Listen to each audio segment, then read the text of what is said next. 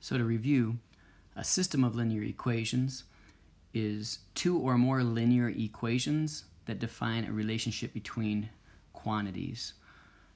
We've also said something like two lines on a graph. And the solution of a linear system is the ordered pair that is a solution to both equations in the system, and on a graph it's where the two lines intersect. A couple of more terms that we're going to need to know are consistent system and inconsistent system.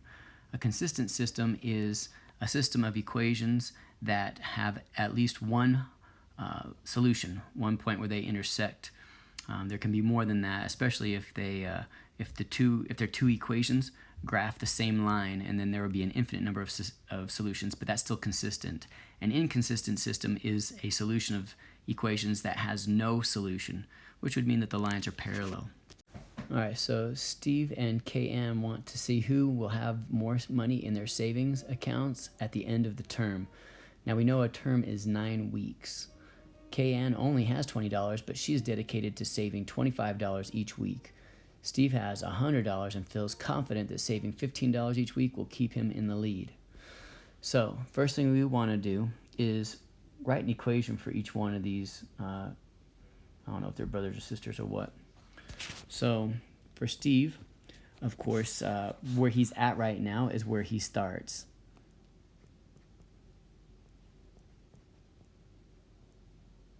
So he's starting with $100. And to that he's going to add $15 each week. And really we haven't even defined our variable, so we should have done that first. So X is going to be the number of weeks. And then what would Y be?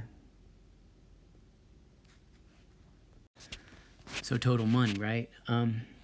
And the way you'd be able to figure this out is my highlighter. Is that a highlighter, I hope? $15 each week, $25 each week. We know that each really means per, right? And so the first thing it says depends on the second thing, and the first thing it says is dollars, and the second, and that depends on weeks. And so our independent is weeks, which is our X, and then what depends on it is the money, and so that'll be our Y. All right, so now for KN. Well, she currently has $20, and to that she's going to add 25 each week, so that's a 25X, and that equals Y. So we could make a table of values to kind of see how their progression goes. So on this very first line, we're going to write their expression. So weeks is X. So Steve, again, is 100 plus 15X. Make that more of a plus. And KN is 20 plus 25X.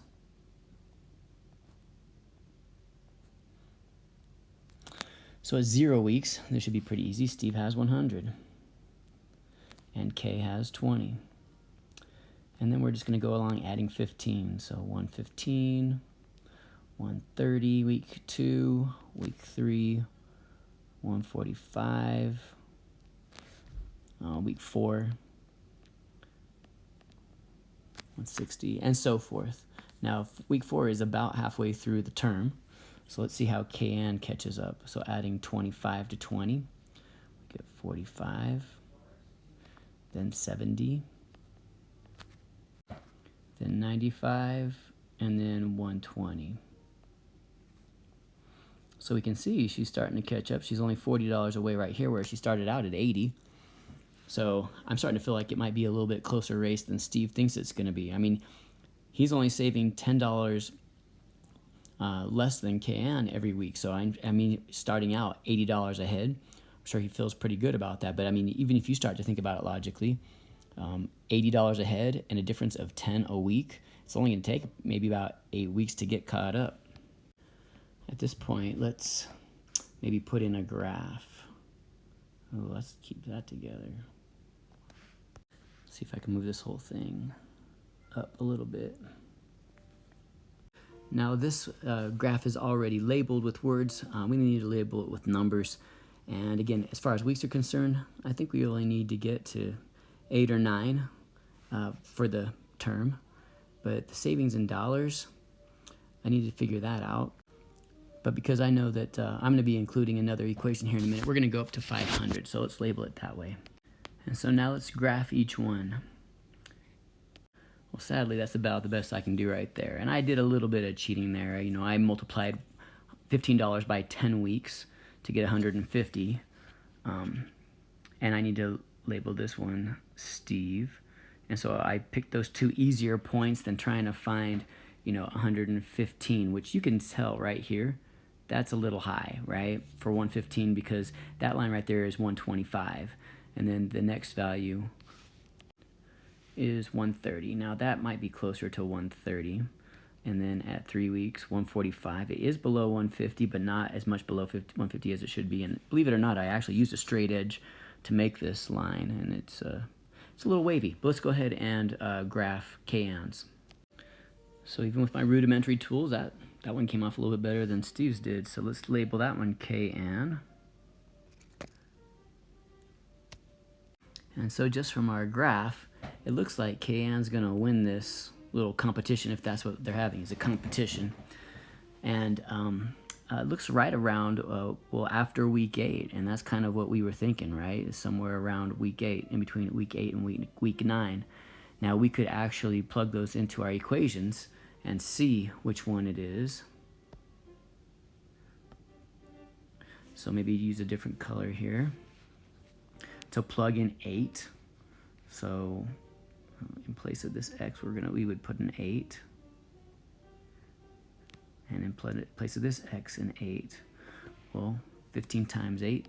Well, 8 times 10 is 80, and 8 times 5 is 40.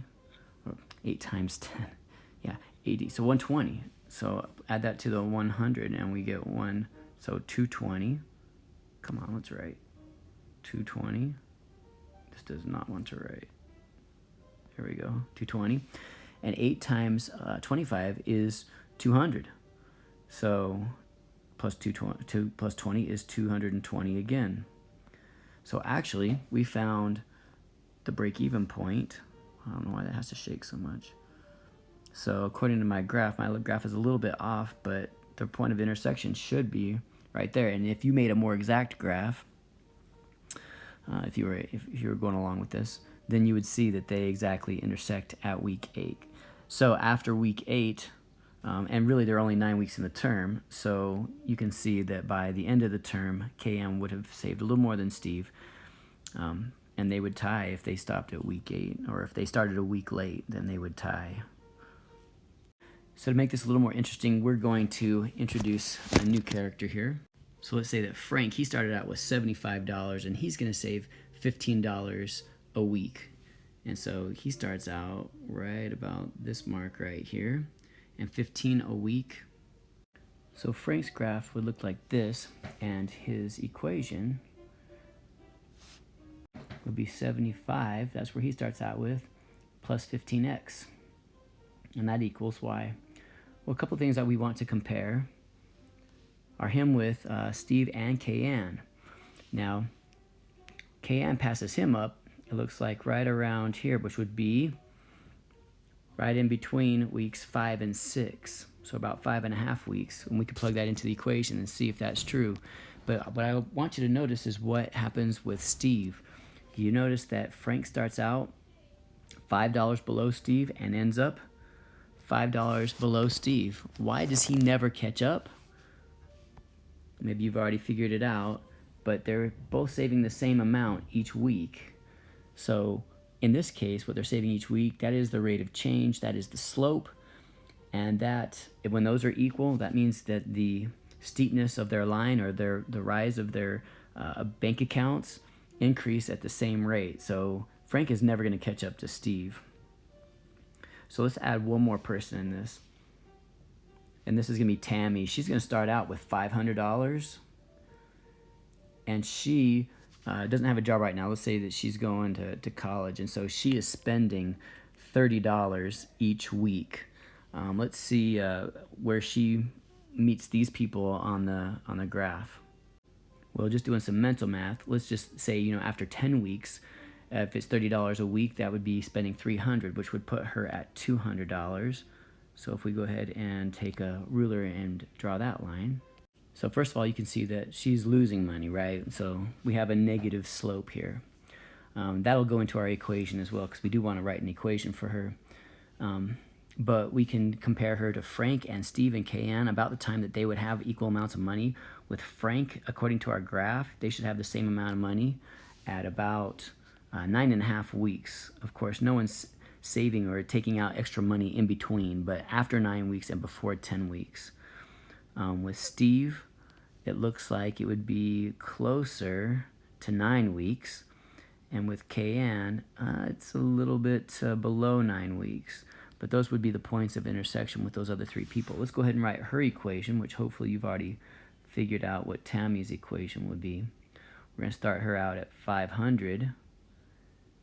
And instead of adding, of course, we're going to be subtracting 30x. And that's going to equal y.